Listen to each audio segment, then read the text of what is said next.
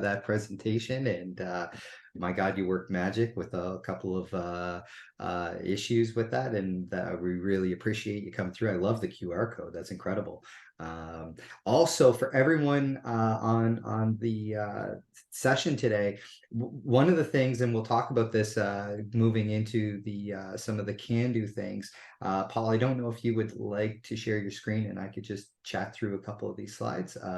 Let me know what you'd like to do with that. But one of the things we're doing is we'd like to set up a cadence of having this type of session every 2 months, maybe every month, but likely every 2 months. And what we would like to do is invite Daniel and Chris and Anne-Marie and Tim Diamond back for different topics. And we'd like to go more in depth onto some of the topics we're talking, especially around the Indigenous participation plans. We've had a lot of conversations around joint ventures.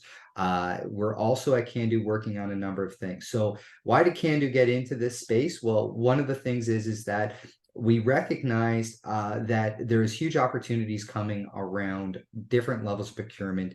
There was a question in the chat around what does economic reconciliation look like? And I think everyone kind of has their own view on that. But certainly from my experience working in government, I really feel that the concept of building out Indigenous economies and communities to be vibrant economic generators for their communities, for their future, for their youth, for the elders, is a wonderful strategy.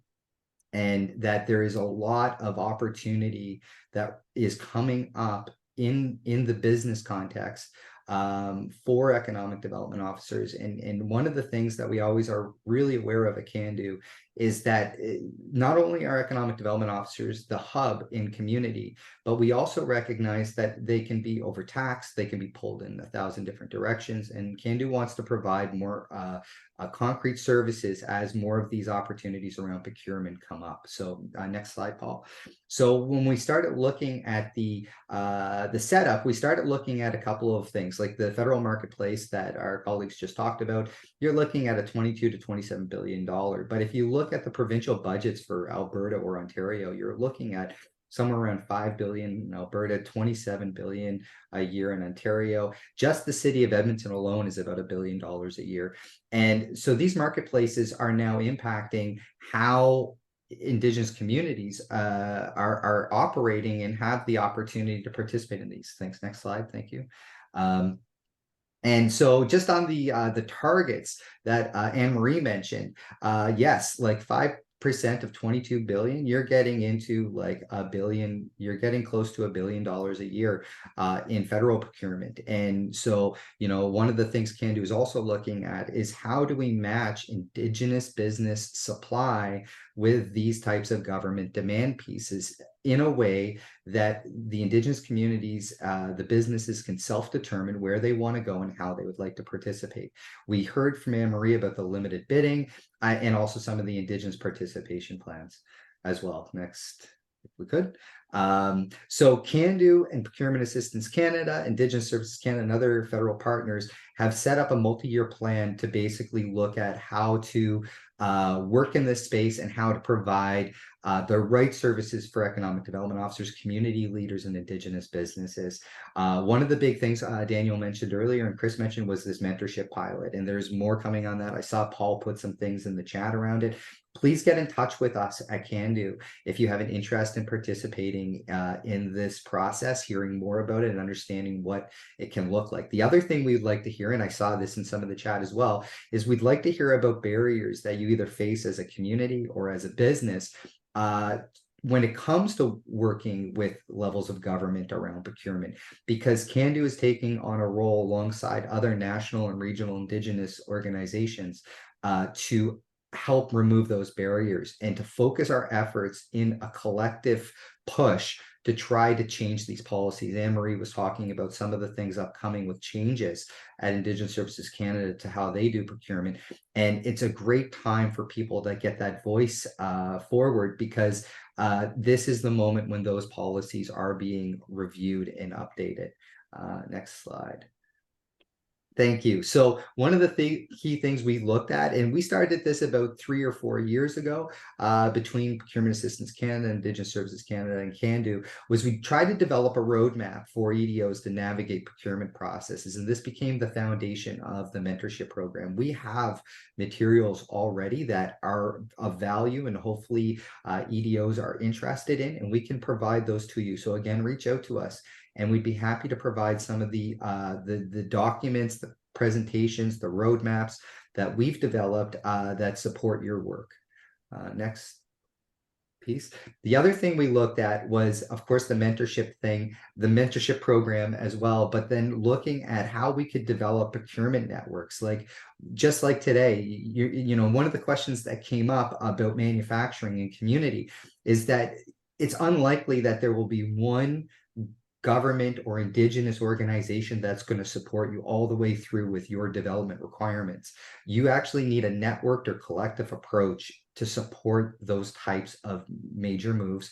And that's one of the key things we're looking at. The other thing is the virtual EDO web portal. Paul is quarterbacking this, but we're trying to develop a better resource, an online resource that can act as a bit of a back end for economic development officers, for Indigenous businesses and organizations to get more information around topics like procurement.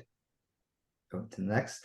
Yeah, the other thing we've been looking at too is enhancing what we're doing. So we started with a number of small pilots, like the mentorship piece. We started with just 1 or 2 cohorts to make sure we knew what we were doing and that we were providing the right type of information. And that is now growing out to a national approach. So we are looking to run mentorship programs on a more regional basis, because what we recognized is that as much as it's nice to take a national approach, especially during COVID with the virtual environment, is that we also understand, just like on this call today or on the session today, how important it is for Indigenous businesses, communities, economic development officers to network with others that are very close by to them.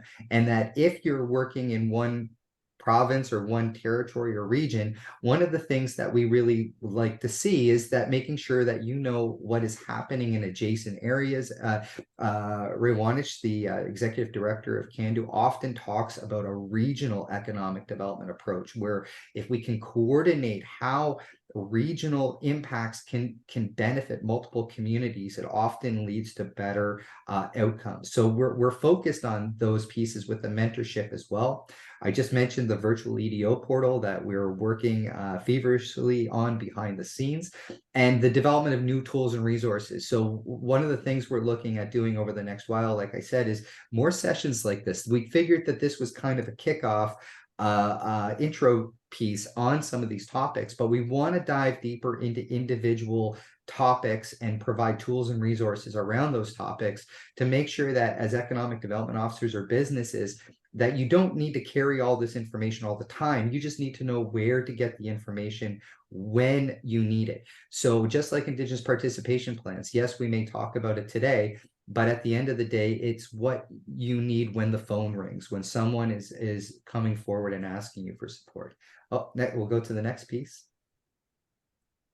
So one of the interesting pieces of work that Cando has worked on over the last while, and again, we're looking for opportunities that communities can look at and decide how they would like to participate and what resources they have or where they can get the most benefits out of doing some of this work. And one of the pieces we found was around wrecked, abandoned, hazardous vessels.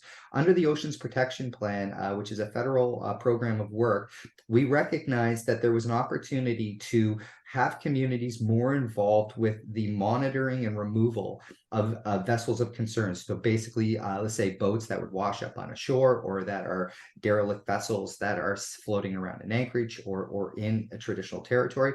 And we started using this piece of work as an opportunity to look at community capacity assessments and what that would look like to involve communities more actively in that type of work, and how it would translate to other economic development and business opportunities. Next slide.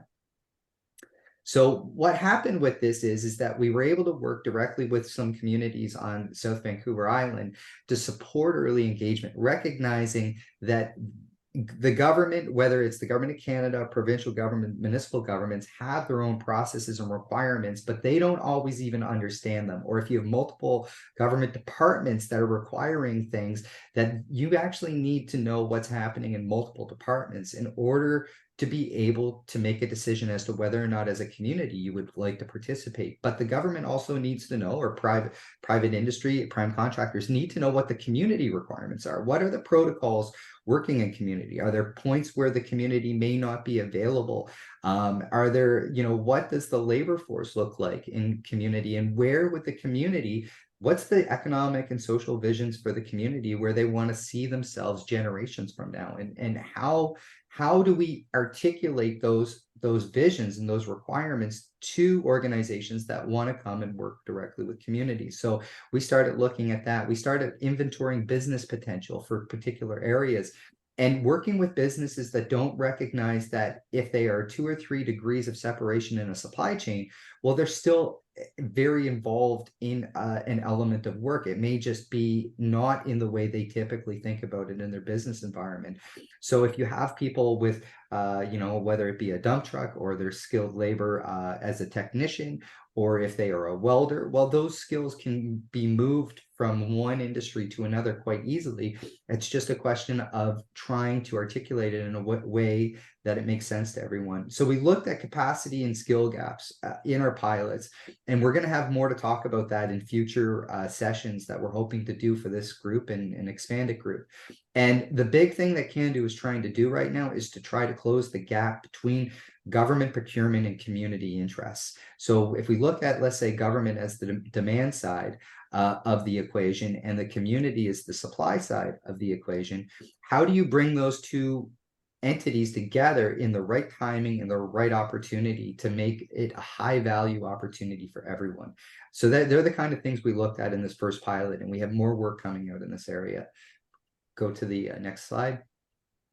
So what we're doing right now is that we are now moving into a space to one of the outcomes of that first pilot around the wrecked and hazardous vessels was understanding that the community wanted more ability to direct how work was done in their traditional territory, and what that would look like, and how they could integrate their community perspectives and observations into something as large as the Canadian Coast Guard's decision making and how they come to outcomes.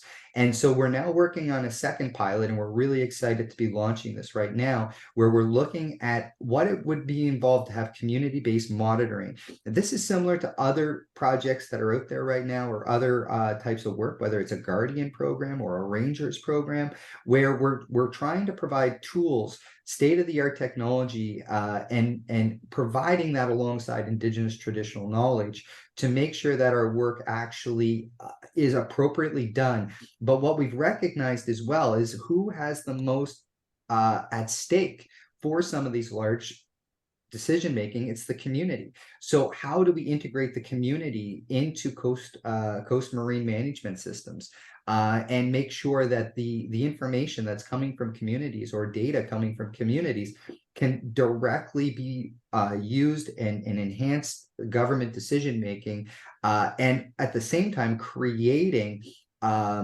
technician jobs or management jobs within communities that can help build out various types of capabilities and capacities within the community. So we're starting this right now, but our hope is that over the next 3 years, we can roll out more of this work and have greater impact in more communities. And if we can do this for something like the Wrecked and Hazardous Vessels program of work, well, it may be possible to do it in a number of other areas where there's multiple governments and community interests around maintaining and having vibrant economies, and making sure that there's employment opportunities and skill development on the way through as well.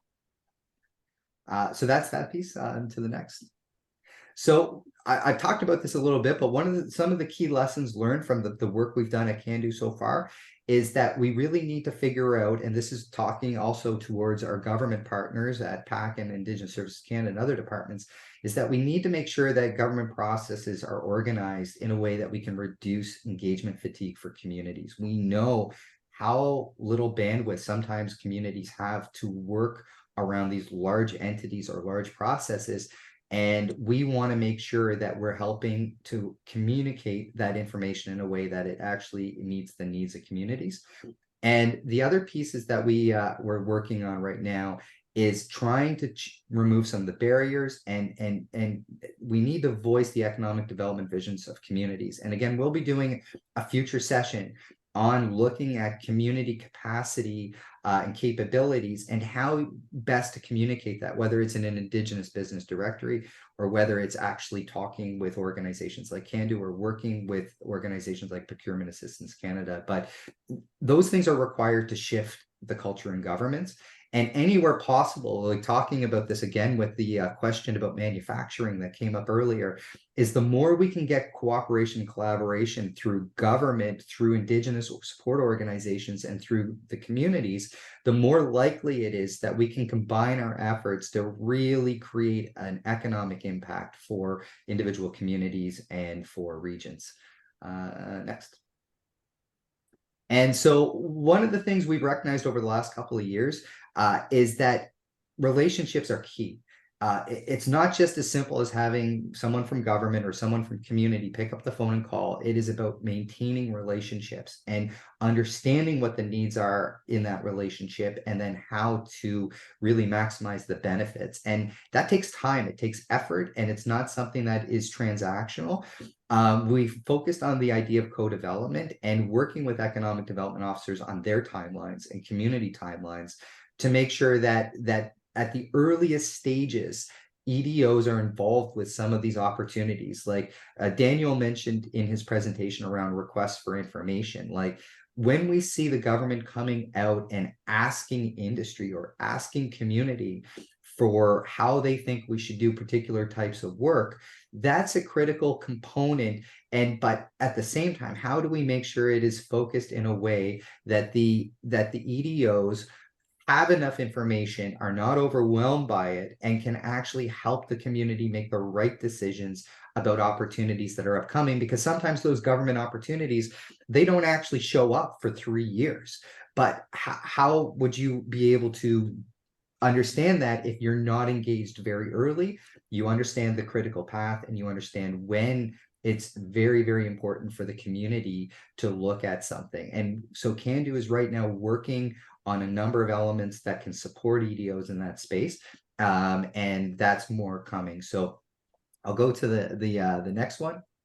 And so, Paul, I don't know, this is a bit of an exciting time for Cando. I don't know if you want to step in and talk about some of these next pieces, because this is kind of what me and Paul have in our workload for the foreseeable, I guess the next, well, just looking at this, probably the next year. But we have a lot of exciting things happening at Cando right now. And so, Paul, I don't know if you'd like to jump in and talk about a little bit about some of these items, or if you'd like me to keep going. Sure, John, thank you. So we've already talked about the EDO procurement mentorship. I've shared some the website links if you're interested in registering for that. There'll be new cohorts being developed starting in January of 2024. We're currently delivering on 2 cohorts for Atlantic Canada and Ontario. Another exciting step, Cando has opened up a sub-office in Ottawa, recognizing the importance and need to be present in Ottawa and be meeting with federal officials and their staff.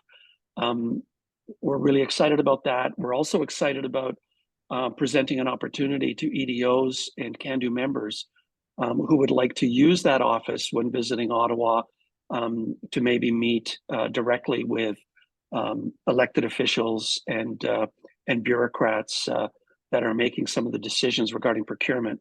So we're developing a program to enable EDOs to access that, the office and some of our services out of the Ottawa office. So more information will come out shortly, probably after the holiday break. So look for some of that information coming up in January in the e-newsletter. The other thing that we're doing is, there's so many Indigenous organizations, national and regional, that have lists, that compile lists of businesses that they know of, businesses that they support or provide services to. And what we wanted to do is develop a way to not replace those lists or duplicate those lists, but access those lists with some kind of central clearinghouse. We call it a data lake.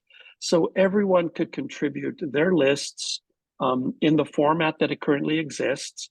And there would be a way, an interface for a buyer, federal, provincial, municipal, corporate, what have you, to come in, type out the parameters, and be able to access Indigenous suppliers on whatever list they were on. So that as a business owner, you don't have to register in 22 different lists because you don't want to miss out on an opportunity. Or if you're a community-owned business that an EDO is managing, you don't want to spend all your time registering on lists because you don't want to miss out. The fear of missing out, FOMO, it's a terrible thing. So if you can register on one list or two lists, and understand that those lists are going to be considered for review by buyers, that would be a great thing. That would be a lot less work, a lot less anxiety for you. So we're trying to do that with a pilot. We're taking data from a region and looking at ways that we can pool all that data together and be able to search through it without reinventing the wheel and creating a whole new list. Because if we were to reinvent the wheel and create all this brand new list, it would take years and it would add to more frustration. And we don't have, we're frustrated enough, and we're very impatient. We want to get results. So we want to help you get results. So the other thing we're doing is we're helping other national Indigenous organizations to develop a First Nations procurement institute, kind of a clearinghouse of all things procurement relating to First Nations communities across Canada. And so again, if we can work together, instead of trying to create a whole new organization to replace some of the work that's being done, but if we can pool the energy and the programs and the tools and resources that many organizations have already developed and put that together in one central clearinghouse, that would speed up the process from an Indigenous business going, it might be good to do business with corporate Canada or the federal government, and get to, these are products and services that they need that we can bid on, to, hey, I can't believe that we just got this contract. We want to speed up the process from, hey, this might be a good idea, to, oh my gosh, how am I going to deliver on this contract? And if we can do that as quickly as possible, I think that would be fantastic. And to help do that, we're proud to announce that we've hired an Indigenous procurement navigator whose work will be exclusively focused on helping EDOs and the businesses in the communities that they serve to walk through the procurement process. They will help you register. They will help you connect with whomever it is you think you need to connect with, whether it's the local Procurement Assistance Canada office, the Indigenous Services Canada office, local and in Ottawa. That person will be charged to assist you in getting to success, getting to yes, getting to the contract. That will, that's a significant recognition in the need and the gap. And Cando is very pleased that we can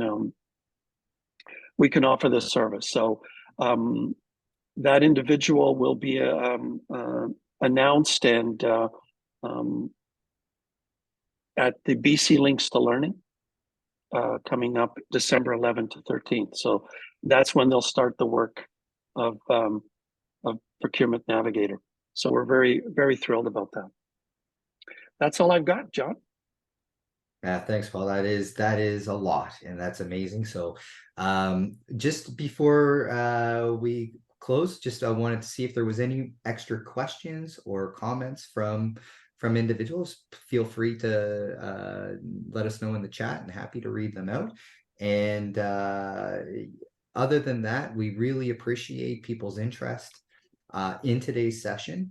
And we believe that there's a lot of opportunity here and a lot more support to come in this space. So if there are other things that you feel that Cando could be working on, especially in this space, please let us know.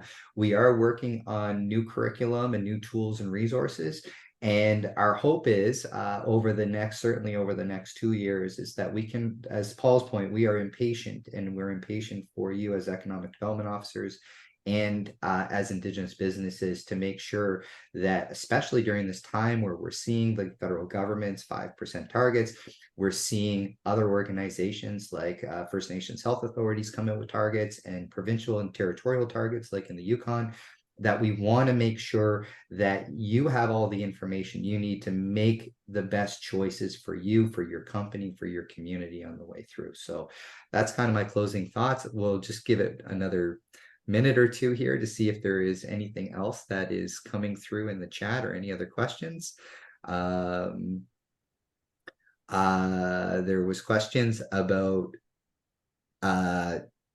net zero waste energy. Well, this would be a good segue, Paul, for maybe you to talk about some of Cando's pieces around the green economy.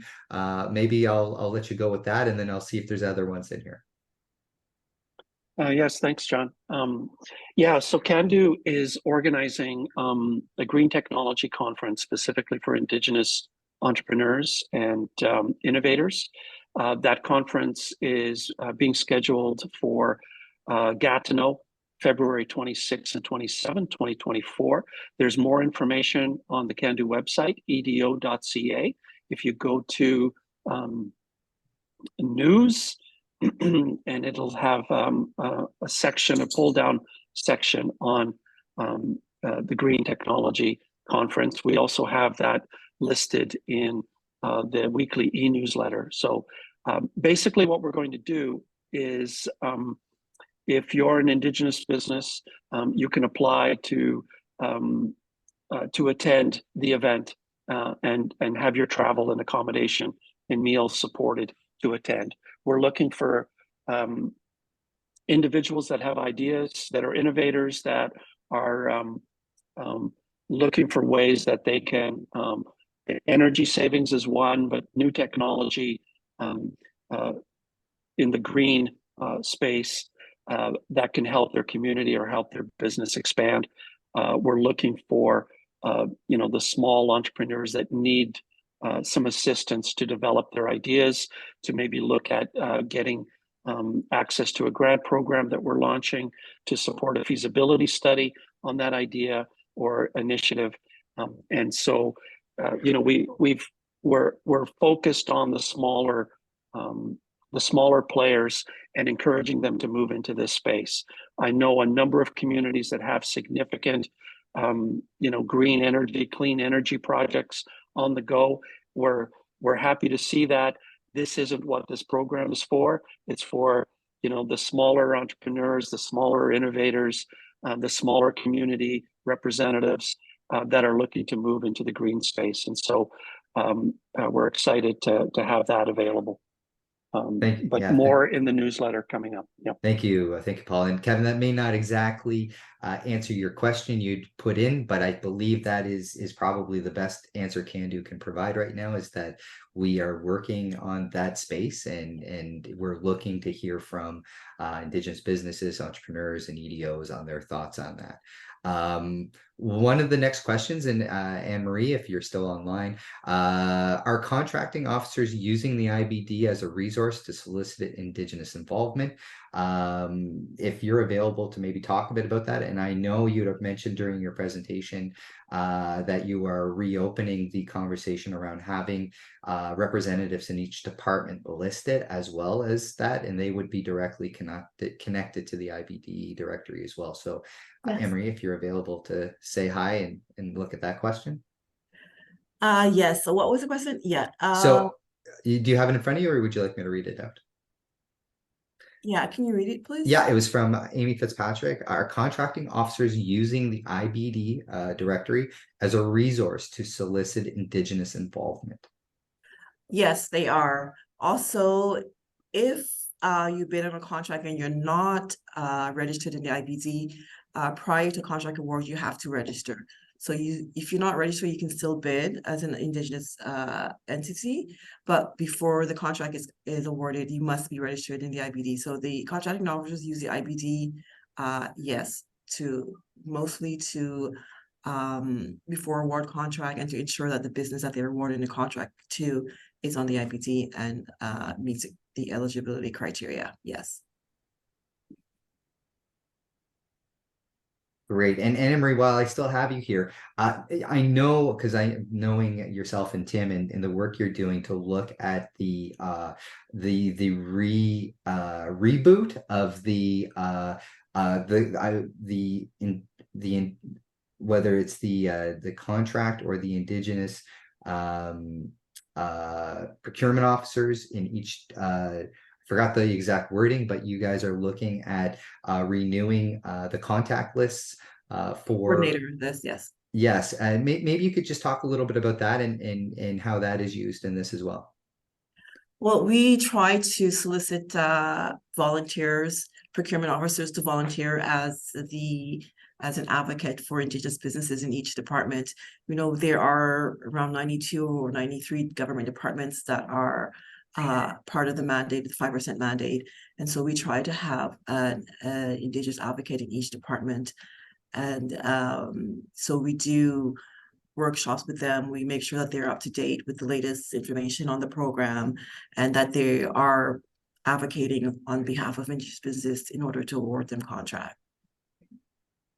Great, thank you for that. So it's not just the that they're individuals are looking at the Indigenous Business Directory, but also within the Government of Canada, ISC, and is also trying to coordinate better networking and movement of information, so that and that those contacts can hopefully be leveraged by Indigenous businesses and EDOs into the future around some of the work. So just checking, if there are any more questions or comments from the audience, and if not, I would definitely love to have Daniel and Chris also. You guys are welcome to come back up on screen if you're still available, but I certainly would like to thank all of our presenters today. And again, we see this as one step in the process, today's session, and the concept that we're moving forward with is that this will move forward on a timed basis to provide more in-depth information, with occasionally doing more of this introductory type piece